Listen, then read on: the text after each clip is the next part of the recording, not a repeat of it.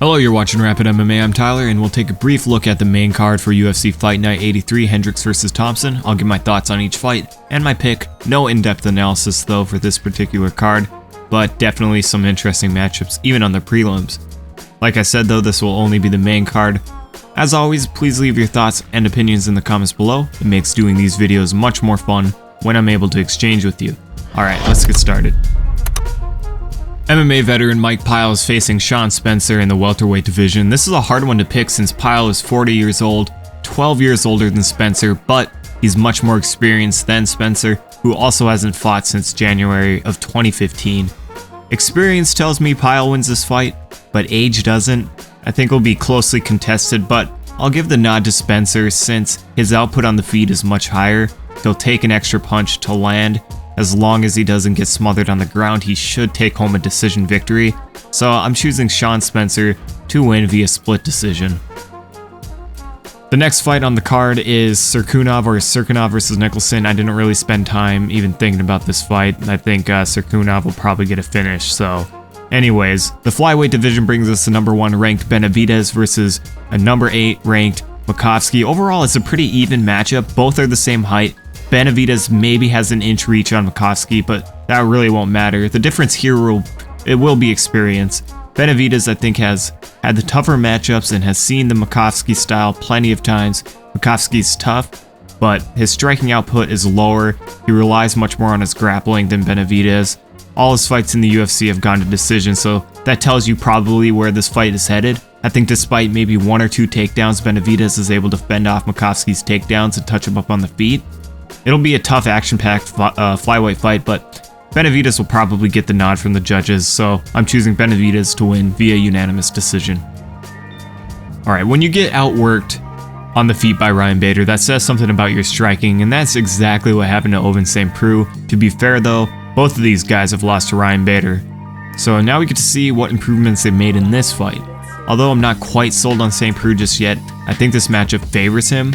He needs a fighter who comes forward and exchanges, and Feijão Cavalcante is that guy. Feijão is older, he's at a nearly 7-inch reach disadvantage, he'll be facing a southpaw, and he's only won by knockout.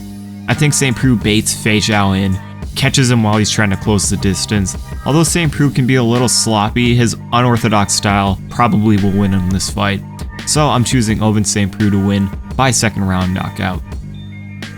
Co-main event, Roy Nelson versus Jared Rosholt. Although Rosholt has stated he's really been working on his striking, he's more comfortable on his feet, I still doubt he decides to stand and trade with Roy.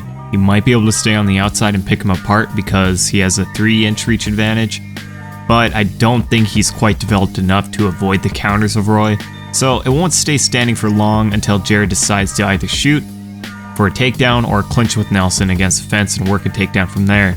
Roy has decent takedown defense at 60%, so I don't think he can keep the standing. I believe this matchup favors Roy, but not without hesitation. He's nearly 40 years old, and on a 3-fight losing streak, he has taken a lot of punishment throughout his career and absorbs 5 strikes per minute, so I think Roy can fend off takedowns, find a home for the right hand, so I'm going with Roy Nelson by KO.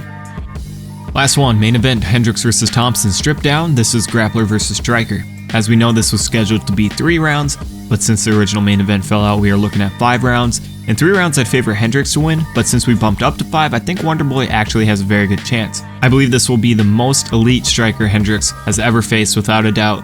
He's very versatile, powerful and accurate. He also will be holding a 6-inch reach advantage, which is very significant. Obviously, the cardio and wrestling of Hendricks will likely determine who wins a fight. I see Hendricks landing a few takedowns in the first and second rounds, but as time goes on, Thompson will be able to defend and keep it standing. I think Thompson outclasses Hendricks on the feet with his movement and shot selection.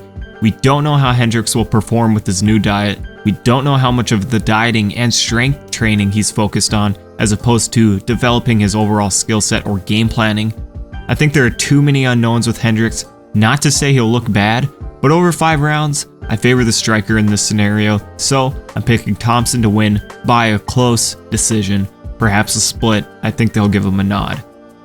That does it for my picks and predictions. Please leave a comment to tell me who you've picked, and also let me know what other fights interest you. I'm interested in the Black Beast Derek Lewis. I think Josh Berkman and KJ Noons will be very interesting. The Fight Pass prelim should be exciting. I'm picking Lobob to win, and I'm looking forward to Mickey Gall versus Mike Jackson, which will determine who faces off against CM Punk. Alright, that's it. I'm out. Thanks for watching. Catch you in the next one.